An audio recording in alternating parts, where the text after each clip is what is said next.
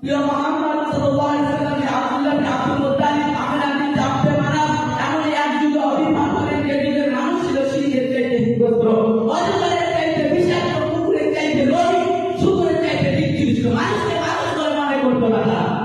নারী জাতির ছিল না কোনো মর্যাদা, ফুলের নাড় ফুটফুটে নয়নের মণি করিতে কিন্তু অবস্থা কাপড় করে দিত তারা অত্যাচার করতে। যে যুগের কথা স্মরণে করলে নয়ন দিয়ে গড়িয়ে পড়ে অশ্রু, পাষাণে জয়টা ডুবরে কেঁদে ওঠে, সেই যাতনা, সেই অমানসিক অত্যাচার মানুষের সঙ্গে তারা করতো। ঠিক সেই সময় অশান্তি